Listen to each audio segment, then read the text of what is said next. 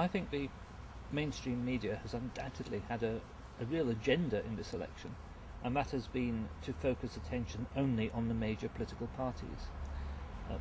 Take the BBC, for instance. For the first 2 weeks of the campaign, they didn't mention us at all, not one mention. Because of public pressure, they started at least to mention our name, but we're not getting 10% of the coverage on the BBC that each of the major political parties are. I think there's a reason for that.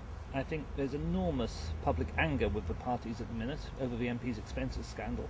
That opened people's eyes to the fact that the MP's expenses is a symptom of a system where politicians are in it for the money, where they're professional politicians.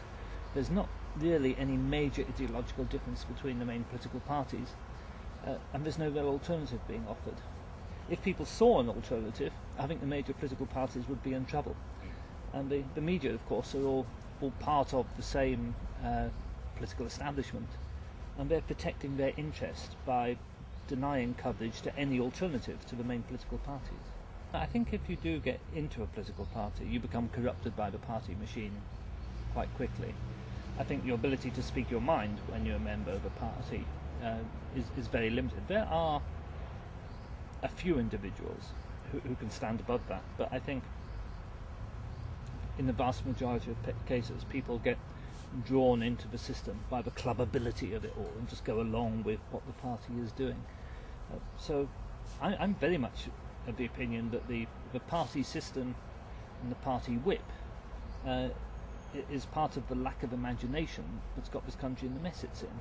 The consensus on deregulation of the economy, the consensus on privatisation of public services.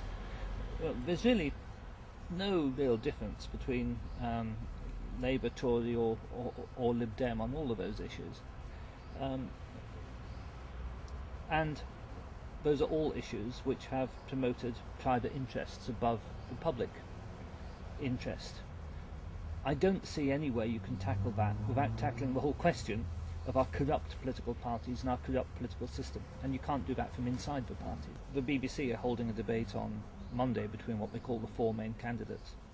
Not one of those candidates has spoken publicly against a war in Afghanistan.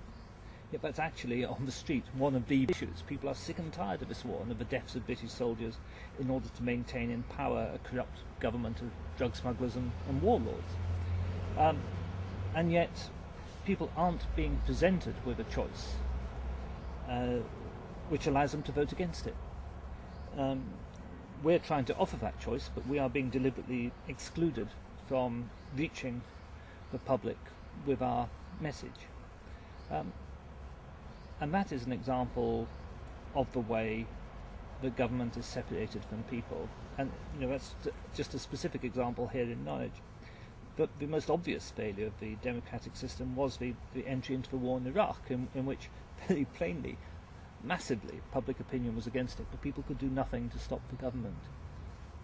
Interestingly, the government was able to maintain its power despite that separation from the wishes of the people at a time when people were getting wealthier and we were going through an economic bubble. And sadly, you are forced to conclude that at the end of the day the public mostly vote with their pockets. So even though they were massively against a war in Iraq, the fact that they were feeling wealthier every year still led them to support the government when it came to general election, with the help of a very biased electoral system. I mean, my personal website, in a normal month, will get about 80,000 unique visitors, which is around the circulation of unit. It's not insignificant in any degree. So we do have an ability to bypass the media using new media, to bypass the mainstream media. But it's also the case, of course, that the existence of that kind of level of support and interest on the web would, by a sensible BBC, be taken as evidence of public support, as would the fact I was elected as rector of the University of Dundee by the students of Dundee, as would the fact that I polled comparatively well in the election in Blackburn. But I think it is extremely plain to me there's a governmental motive behind teasing us out and letting our campaign be seen, because you have a candidate against the banking bailout, against the war in Afghanistan, against privatisation in the health service, against the private finance initiative, who wants to renationalise the railways. All those are opinions which the government just does not want the voters to hear, and that's the reason behind the media boycott. I know for certain that I'm still very much monitored by the security services on a 24-hour basis. My website, yesterday we had to delete off 70,000 spam messages. And normally, where you have an electronic spam bot, the messages will attach to one particular entry or two particular entries. This was attached over 30 or 40 different entries, and they were all ones relevant to the election. And I've got no doubt that it was manually directed as opposed to a random internet attack that happened to happen on my site. So those kind of things are happening all the time.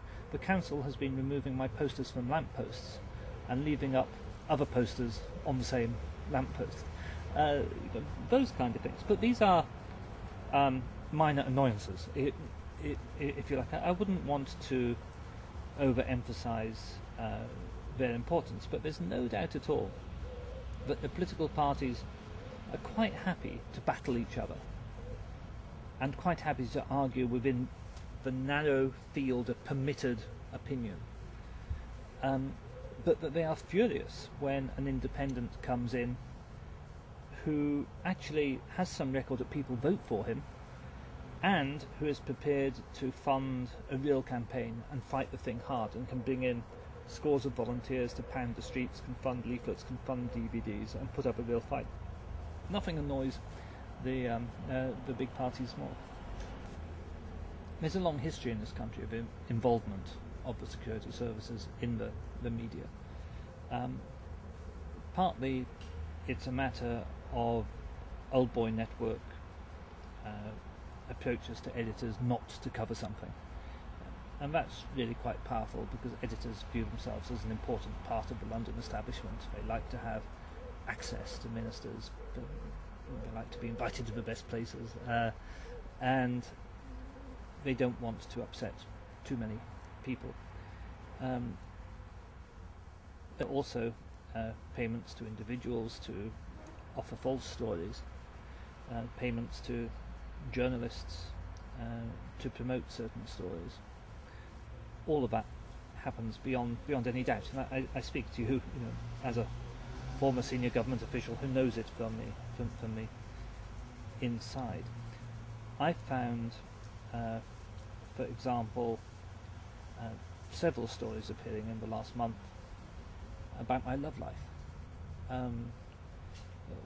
Now then, it amazes me that what I have to say in the by-election about privatisation, about Afghanistan, about bank bailouts isn't worth covering. It doesn't get a mention. But suddenly there's a renewed interest in the media in events in my private life that happened 5 years ago. And I don't believe that's spontaneous at all.